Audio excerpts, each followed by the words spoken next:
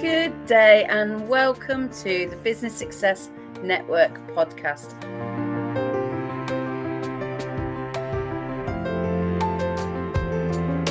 Hello and welcome to this episode of the Business Success Network for Disabled Entrepreneurs podcast. I'm Jo. I run the Facebook community as well as do various other things, including my own business and a podcast as well. I won't go into those today. I am joined by V Chamberlin-Kidd, who is my lovely guest. V, firstly, it's absolutely lovely to have you on board. Would you like to give us an introduction about who you are and what you do? Okay, I'm V Chamberlin-Kidd. I'm a solo entrepreneur under an umbrella called Essentially Evolving. I called it that because I merged the magic of plant medicine and essential oils with core shamanic healing. So I thought we're all evolving. Well, I hope we all believe we're evolving into the wonderful, amazing human beings we're meant to be. So I thought I'd put those two together. Basically, I'm a core shamanic practitioner, as I said, and I believe that most of our beliefs about ourselves from like society and families and school and stuff like that are pretty much rubbish. So I'm a shamanic healer who wants to get you back to believing you're amazing and help you be empowered and ensouled. So that's probably my mission in life. But I do that in the other reason I've got evolving in my title is because I'm always adding in different things that I do. So I've got lots of different lovely like healing sessions and bits and pieces. I like bringing clarity to people, but mostly I want people to believe they're amazing, because I think if we all believed we were amazing, we wouldn't have as much problems in the world. So I would agree on that. A lot of problems is not just you believing you're not amazing, but other people telling you you're not amazing. Absolutely. We all are. I know. We all are. Absolutely. Yeah. That sounds awesome. And from that, I got that you also have shiny thing syndrome of, oh, that's nice, I've had that in. Oh, yeah. Yes. Oh, no. I mean, I fell into finding out about core shamanism because I home educated my children. So I was a database programmer. Then I had children. And then my husband and I were going to like job share and share the educating of the kids. And it just didn't happen that way. So I ended up being the sole person. And so I was like, oh, what can I do alongside my kids? I wanted to keep my brain active. So I started doing another degree, even though I'd already got 2. So I quickly knocked that on the head. And then did lots of different like healing practices and stuff. Ended with core shamanism. That's how I knew that one stuck, basically. So I did Reiki, I did hypnotherapy, I did Silver Method, I did EFT. So yes, shiny syndrome, definitely. Yeah, well, at least all those things sort of mesh together a little. Oh yeah, I bring them all in. Yeah. But I wasn't diagnosed ADHD until this year. But looking back, it's quite obvious. I was diagnosed autistic first. Yeah. Which also makes a lot of sense.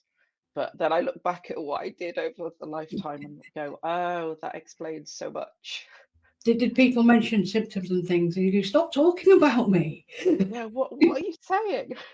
But I just think that's part of everybody's uniqueness, isn't it? It's great that there's lots of different neurotypes, there's lots of different everything, and basically they're labels. If they help you see the world through a different lens and understand why you see things that way, fantastic. If it's a label to beat somebody else up, not so great. So we're back to everybody's amazing. Let's just all agree on that.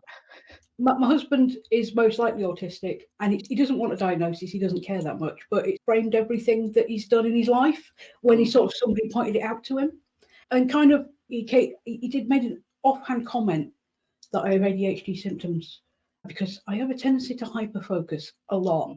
It's like I've always described myself as an all or nothing person. I either can't get started, can't do anything, I'm just going to wander off over there, or I am super focused on everything. Yep. I used to call it being a workaholic. But it's just a lens, isn't it, to look at you through, which can be helpful. So, I mean, earlier in the year, I was having a week off because I went to visit my mum. She was having a cataract operation.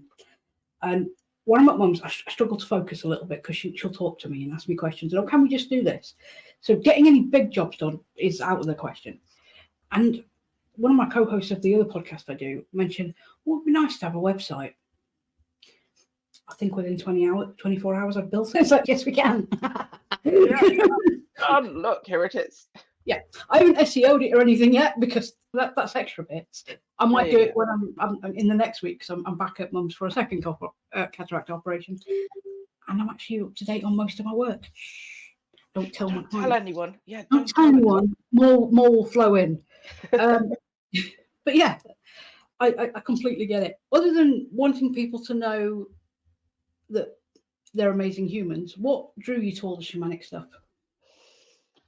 So I was brought up religious. So I was baptized Methodist, then we became C of E.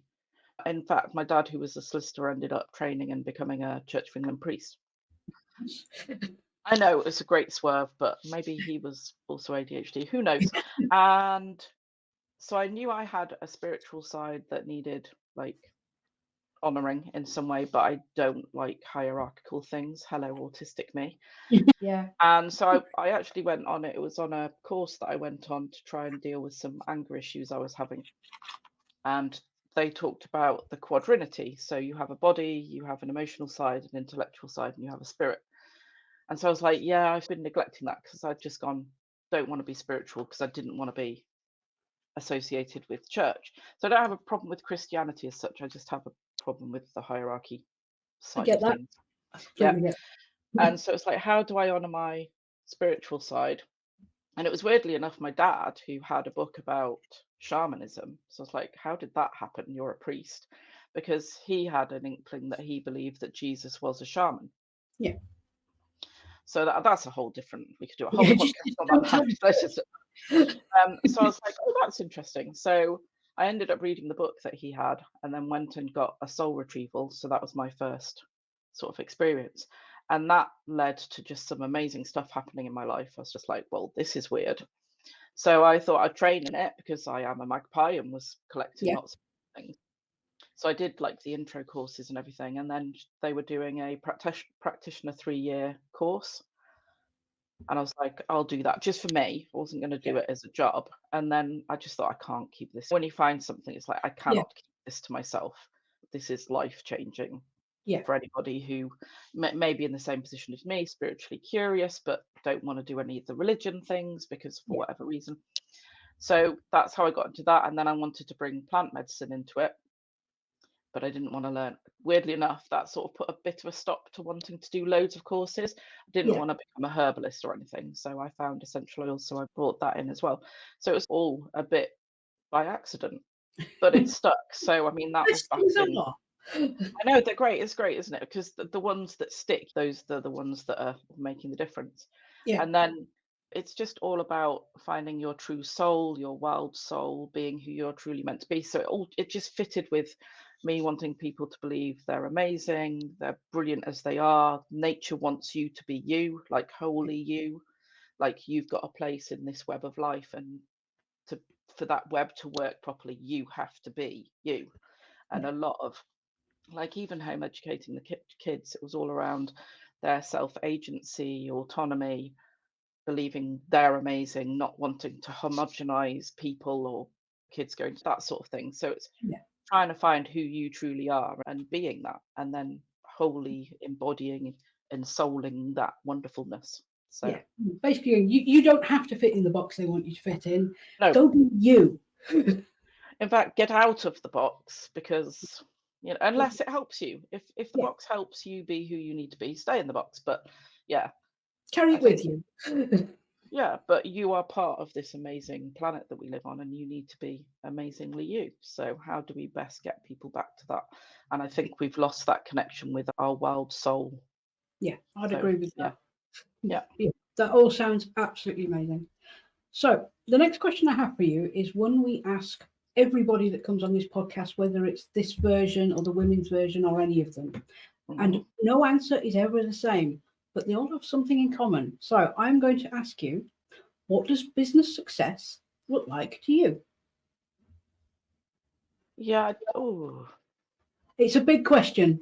Yeah. So I would say success for me is feeling that I'm doing something worthwhile, but that doesn't take away from who I am. So it's me being wholly me, supporting other people to be wholly them, doing something that I love, that empowers me, and hopefully that enthusiasm and empowerment spreads to other people, making the world a better place. And by that, I don't mean like financially better, but connection to nature better. So planet Yeah. as in better place to live on, be in, be alongside one person at a time. I like that. Yeah. And nobody ever says they're in business because of financial reasons. It's like everybody's like, yeah, once the bills are paid, I'm good. This is why I'm doing it. This is my mission. A lot of it is about helping other people, and I always like that. Yeah, I mean, money, yes, money's nice. You know, it helps a lot. I wish we didn't have it. I'd love to. I used to help run a time bank where it was an hour for an hour. Yeah, And that's that cool. just made so much sense to me that you could exchange an hour of your time doing what you're really good at for an hour of someone else's time. Just seemed more fair, like a fairer. Yeah, I get that. Because we put up, I don't, you'll have got, I don't like a hierarchy. So this idea that some things are worth more than others Yeah. really grates with me. Yeah. But yeah. It's the world we live in, unfortunately. I'd love to get back to that. I'll do an hour of healing for you. You do an hour of whatever for me, and like I'd Yeah. love to get back to that sort of bartering thing. That would be cool. Maybe one day. Yeah. Let's do it. Let's do it. Let's do it right now. You've got a spare couple of hours, haven't you? Not today. Maybe by the end of the week. Yes. I live in hope. So we know where you are. We know why you're doing it. So what are your future plans? Are they massive? Are they trotting along? So my future plans are to keep evolving, as I am. I'd like to have more online presence, just because I think it's more accessible for people. I'd like to do more educational stuff because a lot of people don't know what core shamanism is. And actually, the way I do it, every shamanic healer is different. If you meet one who calls themselves a shaman, run a mile. But other than that, they're all different. So, like everything, find the one that works for you. So, I'd like to do some more educational stuff around what is shamanism, but also what I do when it comes to that. I'd love to create a community of like-minded people who want to connect further to their wild souls and spiritual selves, but in a more embodied way that honors the planet. So that is like a long-term goal. And then just building sort of a sustainable and inclusive business, because obviously, as someone who's been relatively newly diagnosed, I'm trying to make sure that what I'm doing is actually accessible for people and inclusive. So there's always little steps you can take, and then it rolls into one. Okay, I've now got to ask, what is the difference between a shamanic healer and a shaman? Or why should I run a mile? I mean, you maybe shouldn't run a mile. You should just ask them why they call themselves that. So, like the term shaman, it's a long thing, but it's right. There was a cultural anthropologist who went round the world trying to find cultures that were similar to each other from a shamanic point of view, with sort of shamanism being an overarching term that not all those cultures used, if that makes sense. There's medicine. And he found the core things that all those cultures do. Shamanism is very geographically based. So what you'd find Mongolian shamans is going to be very different from Peruvian shamans, is going to be very different from Native American shamans. Do you see what? It's because they've got different plants, they've got different climates, and it's all very nature based. So it depends where you live. So he found what all those different cultural communities did and came back and taught people core shamanism, like what are the core things that shamanic cultures do. So anybody who's trained the way he was explaining, they tend to call themselves core shamanic practitioners. Yeah. Because culturally in this country, for sure, we don't have native shamans in that way. So anyone who calls themselves a shaman, it's cultural appropriation meets, it's not really a term used by many people. So you were born into a shamanic culture. Yes, you may call yourself a shaman. It's highly unlikely because it's a term only. Yeah. So it gets a bit complicated. I completely understand. Yeah. So most people say they're like a shamanic healer or like my full title is core shamanic practitioner, because I've learned that. And anyone who says they're a shaman, you've got to go, well, who did you train with? Yeah. And also, if you're doing it here, why are you teaching Native American shamanism when Yeah. we don't believe in Native America? Or do you see what I mean? It gets a bit complicated. Yeah, I get what you. But always worth asking the person, like, Yeah. what, why? Yeah.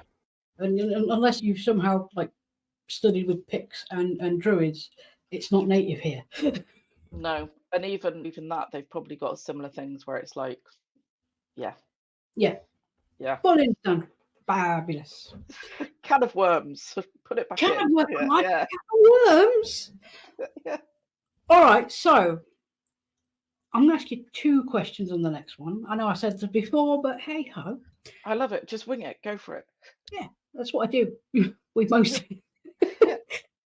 Do you have any top tips to share for someone looking to work with you and appreciate that side? Mm. And following that question, anybody who would want to get into actually doing what you do? Okay. So I would say, if you're the sort of person who's going, there's more to life than all these beliefs and rules that are bounding around the world, making the world a not very happy place, I would say that, though this is going to sound counterintuitive, but I would say get to know your body, because we do live in a particularly left brain dominated world. So we put a lot of sway on words. Don't get me wrong, words really useful, but that sort of logic and all that sort of stuff, as opposed to your sort of right brain side, which is more creative, music, poetry, feelings, rhythm, movement. I would say the thing that really helped me was getting to know my body and listening to the wisdom of my body, because I think we have cut ourselves off from that. And that obviously then connects us back to the fact that we are actually mammals. We just forget quite a lot of the time. And so that connects you back to nature. And nature has a lot to teach us. Like, trees are exceptionally amazing.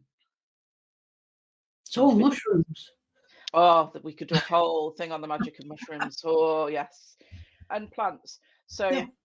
remembering you're a mammal, getting in touch with your body, trying to listen to the wisdom of your body, especially like your gut instincts, how you feel deep in your bones. So not always what your heart is telling you, because that is very easily swayed by stuff. So remembering you've got a body, moving, getting in touch with that. If you can do that in nature, even better. Watch animals, like, just awareness. And then an awareness of your dreams and any more, what I would say is like right brain stuff, being moved by music, poetry, symbols, synchronicities, stuff like that. That would be my top tip. To, if any of those are, and you're going, oh yeah, that sounds good, then that's what I would be saying, to begin to get you back to realizing you are part of nature, part of Mother Earth. You're one with the ecology of the planet. And then that very much is easier to lead to being more in touch with your wild, wonderful, and domesticated soul. Sounds good to me. So that was Yeah. my top tip. And I can't remember what the other thing you said was. I didn't think you would when I asked it, so I'm going to add it in there just so you don't cover it. If someone wants to learn how to do the core shamanic practice and things like that, and they've gone through this journey, where would they start? Come and have a chat with me, because there's various different things you can do. The people I am training with at the moment are amazing, so we could have a discussion about like doing some courses with them. But if anybody wants, like, the first thing you always get if you have a healing session with me is a power animal. Again, really amazing. Everybody should have one. They should give them out at school. That would be so good. I'm going to start a campaign. I like that idea. I know, it would be so good. But come and have a session with me, like, or come and have a chat, and we can discuss, like, where have you got to, what you're doing, what you're thinking. Do you want to do some like training courses, or do you want to have some soul retrievals, power retrievals, clarity sessions with me that can start you on, and then we can go from there. Sounds good. Very happy to drop some links too. So the person I train with, he's amazing, and he's written some books, so that's also an option. And I don't make any money from that, but I'm happy to share. Like, Yeah, if you'd like to drop some links, I will happily include them with yours in the show notes. B, let everybody know where they can find you. Depends what day it is. No, I tend to be V Chamberlin-Kidd on most social media. I am more active on TikTok, YouTube, and a bit on Facebook.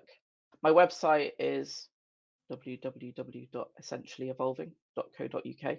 Just to be annoying. It's because my name is so annoying. It's there's some freebies on there about oils if people want to know about essential oils, and not quite so much of the woo, but I'm going to be putting woo stuff on there soon, so that'll be cool. Yeah. So I'm mostly best at doing videos because you get much more of who I am, and I do them all unplanned. Otherwise, I do sound very autistic. And there's nothing wrong with that, but yeah. But so I'm much more free flow. Yeah, you get more of a flavour of what's going through my mind, my crazy ramblings. So I know I love an autistic person's like thought process, especially if it's out loud, and then trying to work back to how we got here. It's always fun. Oh, absolutely, yes. Always fun. Right. Do you have any final top tips on life, business, anything before we finish? I think my biggest one would be you. And I know that's really tough because we have had so many. Am I allowed to swear? I'll say yes. We've had so many bullshit rules put on us.